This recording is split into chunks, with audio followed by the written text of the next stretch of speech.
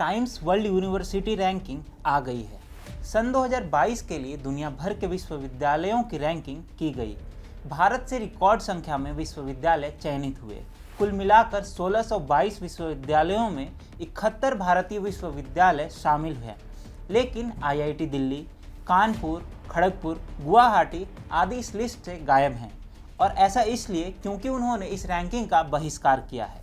TFI पर आपका स्वागत है। मैं अभिनव आज आपको बताऊंगा कि भारत के सर्वश्रेष्ठ शैक्षणिक संस्थानों में शामिल आईआईटीज ने क्यों टाइम्स रैंकिंग का बहिष्कार किया है। टाइम्स रैंकिंग के अनुसार भारत का सर्वश्रेष्ठ रैंक वाला संस्थान इंडियन इंस्टीट्यूट ऑफ साइंस यानी आईआईएससी बेंगलोर है।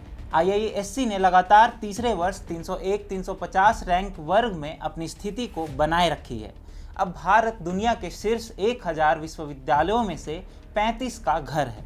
यह कीर्तिमान अब तक का दूसरा सबसे बड़ा है। इससे पहले 2020 में 36 विश्वविद्यालय इस लिस्ट में शामिल किए गए थे।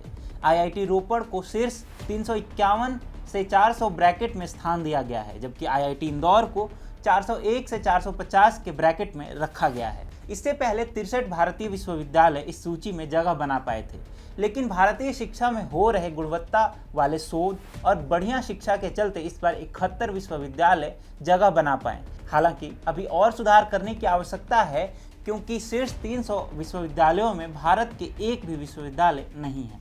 हालांकि यह आवश्यक नहीं है कि अगर आपका विश्वविद्यालय इस सूची में नहीं है तो आप बेकार और बुरे विश्वविद्यालय में पढ़ रहे हैं। अगर आपने ध्यान दिया होगा तो आपने पाया होगा कि इस बार आईआईटी दिल्ली, आईआईटी मुंबई सूची में नहीं है। ऐसा इसलिए क्योंकि दिल्ली, कानपुर, खड़गपुर, मुंबई, गुवाहाटी और मद्रास सहित पुराने आईआईटी ने पिछले साल रैंकिंग की पारदर्शिता पर संदेह के चलते इस रैंकिंग प्रक्रिया का बहिष्कार किया था। पिछले साल संस्थानों ने एक संयुक्त बयान में कहा था कि अगर टाइम्स हायर एजुकेशन उन्हें मानकों और उनकी रैंकिंग प्रक्रिया में पारदर्शिता के बारे में समझाने में सक्षम है तो आईआईटी अगले साल अपने फैसले पर पुनर्विचार करेंगे। टीएचई और क्यूएस जैसी अंतर्राष्ट्रीय रैंकिंग की आलोचना भारतीय सरकार कर चुकी है। पूर्व मानव संसाधन विकास मंत्री रमेश पोखरियाल भी इसकी पारदर्शिता पर सवाल उठा चुके हैं।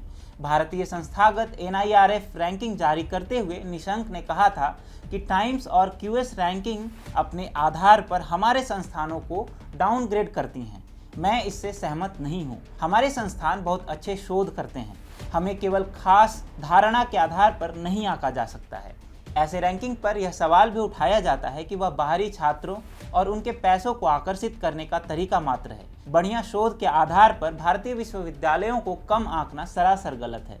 टीएससी और क्यूएस के रैंकिंग में अंतर से इसको समझा जा सकता है। क्यूएस रैंकिंग में दुनिया के 200 विश्वविद्यालयों में 3 विश्वविद्यालय भारत के हैं। पिछले साल आपदा के दौरान विभिन्न संस्थानों ने रैपिड एक्शन टेस्ट बनाया। संस्कृत भाषा को समझने के लिए एआई को विकसित किया गया, लेकिन शायद यह जरूरी शोध नहीं माना जाएगा। भारतीय संस्थानों को ब्राह्मणवाद और वामपंथी एजेंडे के तहत भी कम आंका जाता है।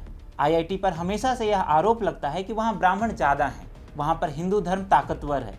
आपको हंसी आ रही होगी, लेकिन आप सुनिए, भारतीय वामपंथी विचारधारा के मीडिया समूह आईआईटी को ब्राह्मणों का घर बताती हैं।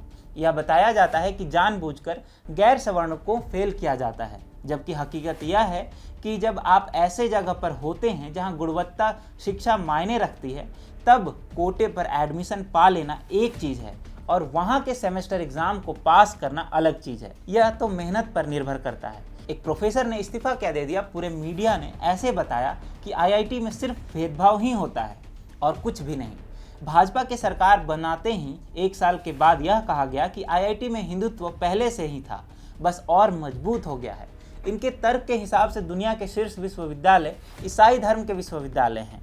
वहाँ पर कौशल के दम पर अगर प्रोटेस्टेंट पहुँच जा रहे हैं तो वह कैथोलिक की नहीं बल्कि प्रोटेस्टेंट की गलती है। ऐसे दावों के वजह से छवि खराब होती है। ध्यान रहे कि टाइम्स ग्रुप की रैंकिंग में रेप्यूटेशन यानी छवि और पीयर रिव्यू ही पैमाना माना जाता है। भारत को अपनी ज़रूरतों के हिसाब से बदलाव करने की आवश्यकता है। ऐसे रैंकिंग में भले ही भारतीय संस्थानों का दबदबा बढ़ रहा है, लेकिन आवश्यक है कि इससे विरत होकर ज़रूरतों के हिसाब से शोध हो और उनकी गुणवत्ता दुनिया में बताई जाए। आज अगर एनआईआरएफ रैंकिंग के हिसाब से विश्व भर के विश्वविद्यालयों को आंका जाए तो संभवतः वह हमारे रैंकिंग को कौड़ी का भाव नहीं देंगे। इसी के साथ यह आवश्यक है कि सरकार हिंदूवादी और ब्राह्मणवाद के मौजूदगी वाले दावों का खंडन करे।